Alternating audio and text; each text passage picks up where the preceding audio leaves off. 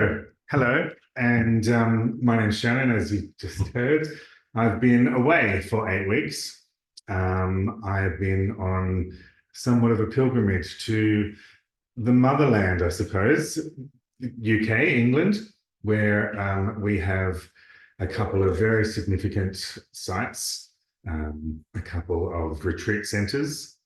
The ones I went to were for men, but there are women's equivalents over there as well. The names of the places I went to were Padmaloka, a men's retreat centre in Norwich, on the far east of England. And then when that was over, I went to Adishtan, on the far west of England. So this talk is about my trip, my adventures, my experience, and the deepening connection that I got from towards the three jewels: the Buddha, the Dharma, and the Sangha. So last week, just on Sunday, I got back from my pilgrimage, still suffering a little bit of jet lag. Bit of construction work outside my apartment building is not helping with that.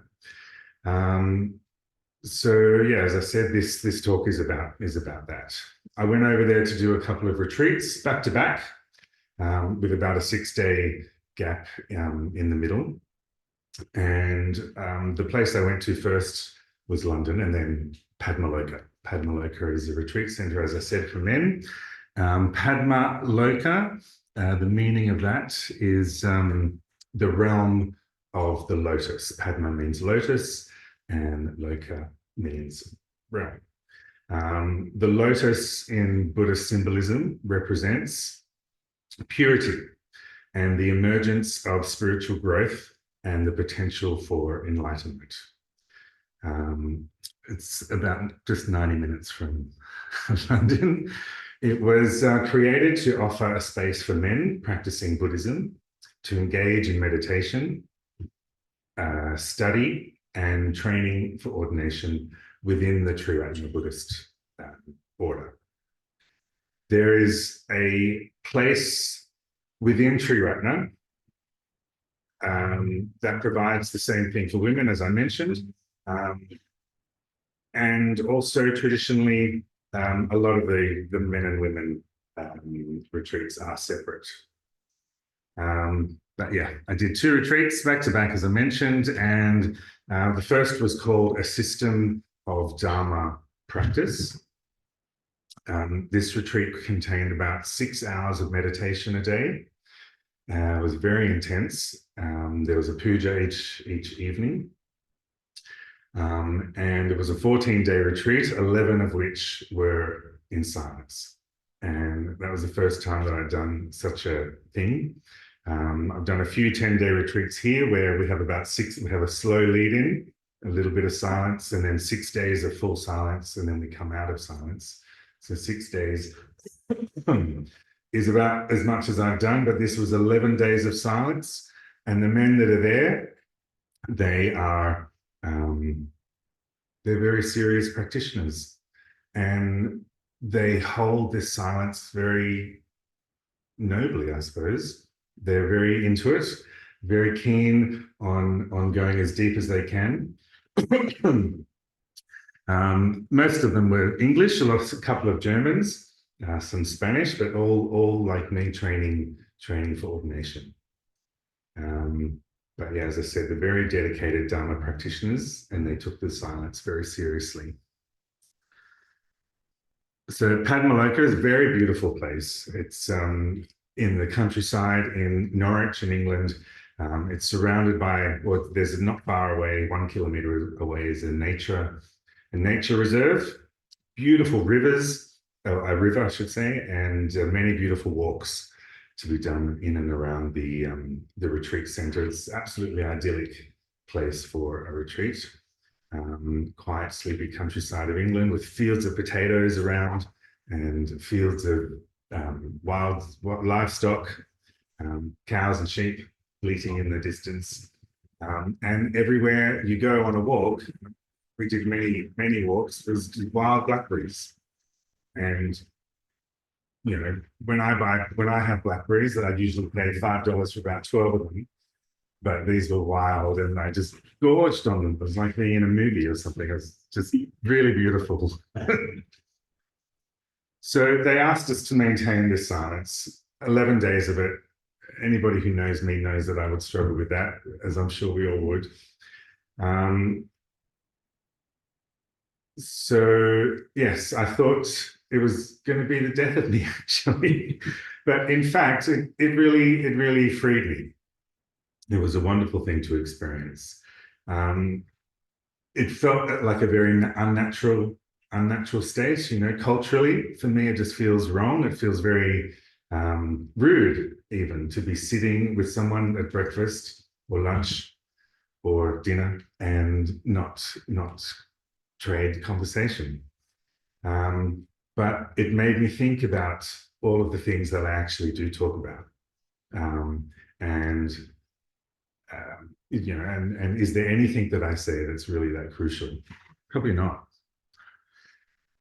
So the 11-day silent period really made me aware of the mundane and inane things that I actually say in my everyday life, every time I open my mouth.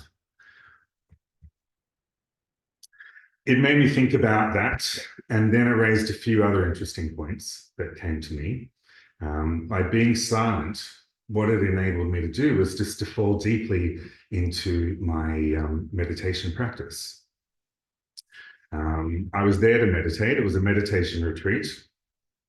And the silence made me very much more self-aware. I was just thinking about myself a lot more. And that's one of the main reasons we meditate, is to become more self-aware. So immediately, the silence escalated that sense of self-awareness. So without all the usual distractions and the usual conversations I was having, and all the words that I was having to produce constantly in my everyday life, I could turn inward and become more aware of myself, my thoughts, my emotions, my habits, my tendencies, and my perceptions. Also, what happened almost immediately was a heightened sense of my own mental clarity. The silence allowed me to settle down.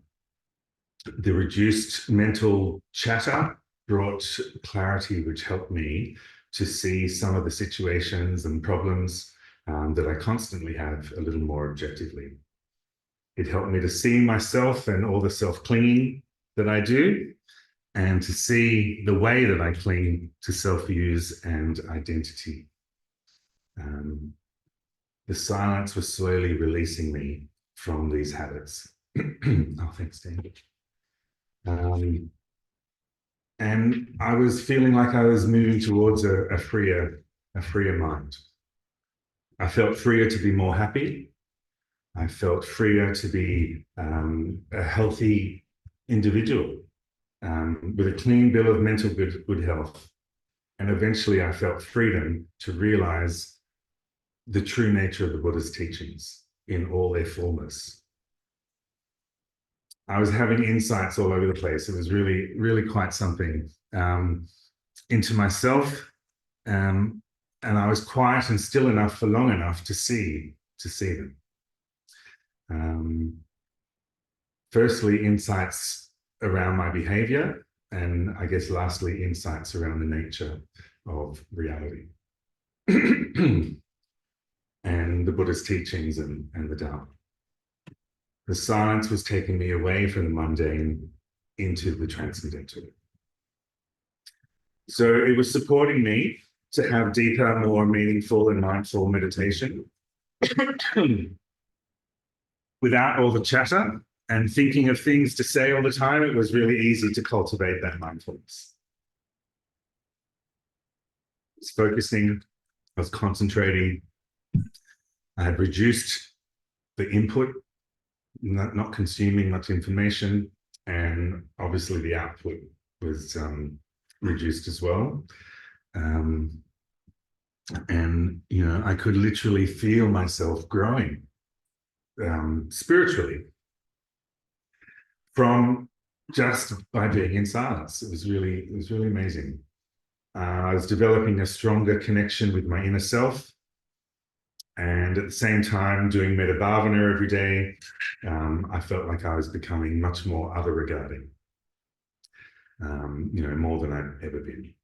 So more insights came, and I felt like I had the ability to stay in the moment a lot longer than I ever had, and to cultivate a deeper appreciation for the life that I had, and to foster a sense of peace in my mind. I experienced deep states of tranquil awareness, absorption, receptivity, and profound mental concentration, just long periods of concentrating. And, it felt amazing. So every time I took to the cushion, it just got easier and easier to fall deeply into a nice concentrated state of absorption, and it was really blissful. Another result of the silence was a reduction in stress. By being away from my busy life, the silence was reducing stress and promoting mental and physical relaxation in me, and that was a wonderful feeling. So Padmaloka, getting back to it, is a beautiful sacred place. There's been so many hours and hours of meditation that has happened there. It feels like a really special place to be. It's dripping with spiritual and transformative potential. It's more than just a physical location. It embodies qualities that make it conducive to deep inner work, personal development, and connection with higher ideals. It has a sacred energy because of this. I feel that too here at the Sydney Buddhist Centre, and at the retreat centre we have in Minto. But in Padmaloka, there's just so much. There's a lot more history, steeped in history. Padmaloka is also steeped in a spiritual lineage of the whole of the Triratna Buddhist order, from Sangharakshita to his teachers, all the way back to the Buddha. The energy of the countless practitioners who have dedicated their lives to the Dharma, to the three jewels, in that space enhances its spiritual resonance. It is naturally supportive of meditation and introspection. And all the energy of the men who've come there to be on retreat, to practice together, and from all those who've been there before us, the shared aspirations of those who came, like me, to deepen their practice and commit to the Dharma, created a real sense of harmony and purpose for everyone on the retreat.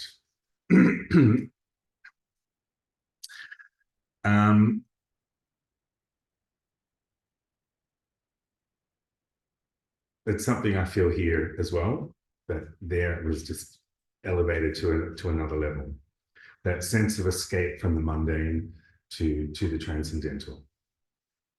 And being in the presence of these like-minded people, the community of practitioners, the men who'd come there to deepen their practice, especially those who were undergoing ordination training, and the guys that were there to be ordained. There was 5 men who were ordained on the retreat that I was on, the first one. I found that deeply inspiring. And, as I do being here today with all of you,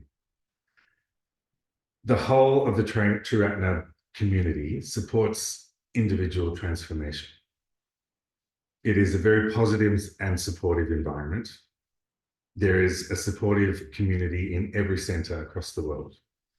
And towards the end of my trip, I went to Malta for a week, and there's a brand new Buddhist centre in Malta, and a brand new Sangha being developed there. 15 people turned up to hear Akshoban speak, and I got to see another Sangha being built.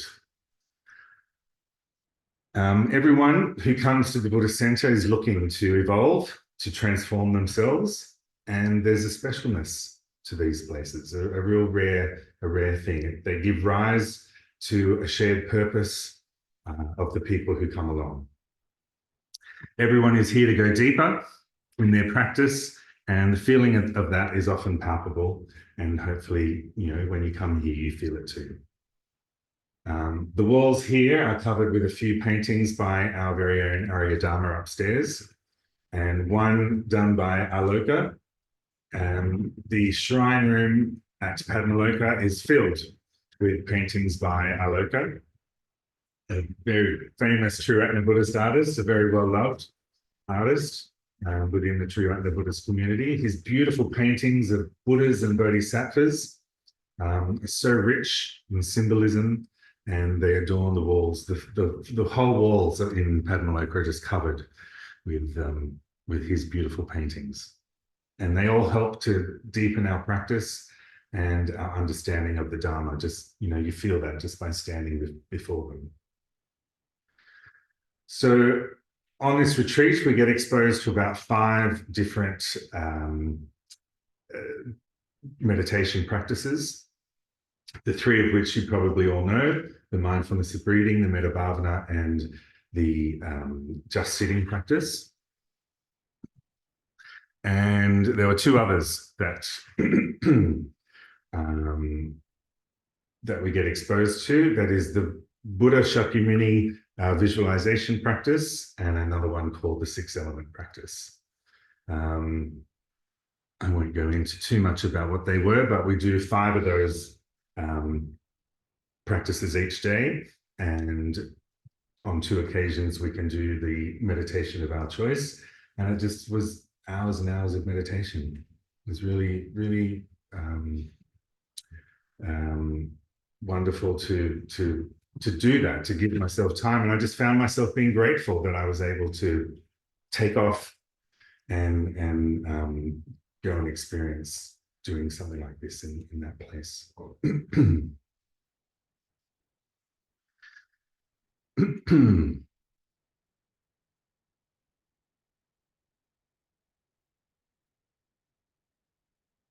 So yes, I didn't tell you much about the practices, and I guess I won't. But after 11 days of silence, we just had about a day and a half left we came out of silence with a day and a half left just to speak to and connect with the men that I was there on retreat with. And there was like about 50 of them. So the tendency to want to speak to everybody was strong, and a few people were doing that. But I didn't do that. I just spoke to a few people. There was one person who I knew was going to be there for the 14-day retreat and then stay for the next retreat, which started in about 6 days. So I connected with him a little bit. And, a lot of people were really just desperate to talk. I didn't feel that need. Lots of people were swapping telephone numbers so they could talk about it later and continue the conversation. And to talk about all that they'd experienced in meditation, after the retreat, and that's fine. But eventually they all left, and I was left behind with the people that live on retreat, Padmavajra, and a lot of the permanent community who live there. Every couple of weeks, another 50 people come for another retreat. So these 12 people, 14 people who live there have got to prepare and get ready for the next retreat. And it's just like this constant opening and closing of doors, people coming and going. So I connected with this guy, Alex, 28-year-old guy from Sheffield, a doctor training to be a GP. He was the only one who stayed behind to do the 2 retreats. And we, at the end of the retreat, took off and explored Norwich and the surrounding areas, and that was amazing. Got to spend a little bit more time with Jinabhadra's son, Oscar, which was also amazing. He made sure he spent some time with me. He's very happy to have an Aussie there for a while. Um, so I connected with this Alex fella, and we talked about all of our experiences on retreat. Um, he lives in community in the Sheffield Buddhist Centre, and he can talk Dharma from sun up to sundown. He's really quite amazing. So we had 6 days to explore the town, and we did a little bit of work in the community as well. We did some gardening. We had to pay our way, and for 6 days aboard for free. We did some gardening. We did some work in the kitchen, and they saw me slicing up some potatoes and offered me a position there for when one of the kitchen managers, going off to get ordained in April next year, and so they need a kitchen manager for 3 months, and for like £270 a month they want to pay me. I've been a restaurant manager before, and I got paid a lot more than that to do that really difficult job, to feed 50 people, or 60 it would be. I said I'd think about it. And I'm seriously considering it. To go and live in community in a retreat center like that would be an amazing experience, with Padma Vajra talking at me every night, quoting Bhante, quoting Sangharakshita. He is a direct descendant, like a son of Sangharakshita in many ways. He has been ordained since he was 19, and I think he's now in his early 70s. He's a long time practitioner, and what he gives to the Buddhist community is, or the Triratna Buddhist community, perhaps the Buddhist community at large, is something quite amazing. If you've ever been to Free Buddhist Audio to hear any of his talks, he just lives it. He loves it. The Dharma just oozes out of him, and it did right in front of me. It was a real sight to behold, listening to him quote Bhante every opportunity he had. Was amazing. I was a bit kind of starstruck to meet him at first, and he saw that, and he recognized that I was, being a little gushy and fangirling, I think the term is, and and he said, "Nah, come on, we're not having any of that." He just kind of humanized himself really quickly and made himself appear to me, really appear, P-double-E-R, to me very quickly, and we became just friends. It was wonderful. He's one.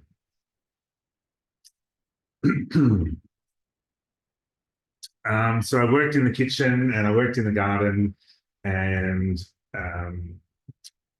before long, the next 50 men turned up for the next retreat. This one was called the Bodhisattva Ideal, and it was more of a study retreat than a silent retreat. So we had this book by Sangharakshita called the Bodhisattva Ideal, and we had 8 chapters in it. And for the next 8 days, we met in groups. We had to read the chapter and come to group with our questions, and we talked about the Bodhisattva Ideal. And that was just a really kind of completely different way of being on retreat, from the silence to just talking our heads off and expressing all of our ideas about the Bodhisattva Ideal. So I guess all I'll say about that, because I'm running out of time, is that the goal of the Bodhisattva Ideal was to explore and embody, or the Bodhisattva Ideal. So the Bodhisattva Ideal is the aspiration to attain Buddhahood, for the benefit of all sentient beings. And the focus is to cultivate qualities of a bodhisattva, such as compassion, wisdom, and altruistic intention. It was a wonderful 10-day retreat taught by very skillful and compassionate and wise leaders. So there was a couple of people on that retreat who were going back to their homes at the end of it. And two of them were driving back from one side of the country on the east to the other side of the country on the west to Adhisthana, a place which holds very significant importance to the Triratna Buddhist order. And so I got a lift. We drove from one side, literally the border on the east, to the border on the west, to a place called Ledbury. 5 hours it takes to drive across England. Small little country, about as wide as New South Wales. So we did that. We drove, and I ended up at Adhisthana, the second of the places that I had this amazing experience in. This is a place where the whole of the Triratna Buddhist community come to focus on meditation, on study, and it's set up as a community for those people who are interested in studying, the teachings of Bhante Sangharakshita, the founder of the Triratna Buddhist order. It's called Adhisthana, which means quite a few things, but the simplest way to describe that is blessings. It's a Sanskrit word that means blessings. It means grace. It means a powerful place as well, but let's stick with blessings. The grounds are absolutely beautiful. It used to be a place that housed an autistic center, or a center for autism. And there's these beautiful structures all around, which has been completely renovated. Apparently it was very cheap to buy back in, I think it was in 2013 when it started. And they fixed it up, and it's now just this magnificent place, a real home away from home for anyone looking to go deep within Triratna. As I said, the grounds are beautiful. There are houses. There are libraries. Sangharakshita's got his personal books, and the whole place serves as a focal point for preserving his legacy and his teachings. The time spent here gave me a real appreciation for what I have found at the Sydney Buddhist Centre, the Sangha. It really deepened my belief in the Buddha and how amazing a man he was, that he was an enlightened being. Though I may not fully understand what that is, I got a much stronger sense of how special he is. And because I'm involved in Triratna and I have a direct kind of connection with him through Sangharakshita, that's what got developed a lot more for me. There's a lineage there, and it's present everywhere you go. The Sangharakshita is everywhere. It's a center dedicated to his memory, and now it's a heartfelt sense that I have a real connection to him.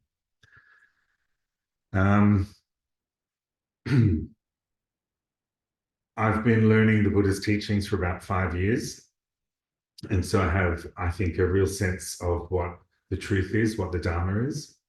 Being at Adhisthana just opened me up completely, because now I feel really prepared to commit. And this is what became a very big part of my awareness in going to these two special places. Once I was there, I met 2 order members from Sydney, which was just so great to see my Sangha in this new Sangha that I was joining. Priyada and Dharmaraja were there doing a retreat. Dharmaraja came and met me in the car park as I arrived, and it was amazing. He showed me around and took me through the gardens and showed me all the buildings, and just really landed me there quite beautifully. They're a part of the Sangha here, as I mentioned, and they made me feel a part of the Sangha there. And it gave me a real sense of intimacy with the place really quickly. So as I was walking through the gardens, I think my time is up, but as I was walking through the gardens, they're beautiful and very carefully maintained and looked after. And there is a couple of very significant sites on the premises. One of which is a museum dedicated to Sangharakshita. It's basically the house that he lived in. A couple of the rooms are kept in exactly the way that they were when he was around. There's tiny little roped off areas where you can come right up to the rope and just be in the room. It's really amazing to be connected to him in that way. I just felt like I was invited over for tea. The museum part of it, there's all sorts of interactive things you can do, pictures, and there's a headphones that you can put on and listen to recordings of, a couple of the first things that were ever done in the Triratna order, like an ordination retreat. You can listen to him ordaining somebody. And I just come off a retreat where that happened. So, not a lot has changed. It's really, really beautiful to be a part of that. And I guess the piece de resistance is the burial mound. He is actually buried on site. And there's this spectacular burial mound, a circular thing that has a space for you to walk around. You can circumambulate the burial ground as a lot of people do on retreat, and visitors, pilgrimage seekers, anyone who goes there, any visitor can go there. And I've been welcomed back for £25 a night. You can just stay there as long as you want. So you can just do that tomorrow. You can just take off and go and be at this amazing place for as long as you want. They'll have you. They've got so many rooms, and it's just set up to be this mecca of dedication to your practice and to Triratna. So this burial mound is got this slight little curve of it's got a domed top, and on top of that is grass. And I just stood there with my hand on the grass, just kind of welling up, feeling very connected to Sangharakshita. There was a recording one day of him in this room, and it was the first time I'd heard his voice in this room. And it was beautiful to have him here. I think we probably need to do that more often. To hear his voice in this space was really special. And I could almost hear his voice as I was touching the grass. He is down there, he's buried, which is weird for a Buddhist, but he's there. And he's all over that place. And it was a wonderful, intimate connection that I felt with him. And I guess that's it. Thanks for listening.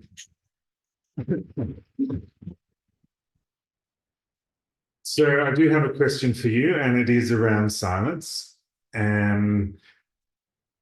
We'll break up into a couple of groups in a minute, but the questions I want to ask, I want you to talk about if you feel up for it. You talk about whatever you like, but these questions are: do you think silence would be difficult for you if you were asked to do it for an extended period? And do you have a special place where you can go to feel connected to yourself, to nature? Have you ever been on a pilgrimage before of your own? And what does it feel like for you when you do connect to that special place? Yeah, I guess that's it.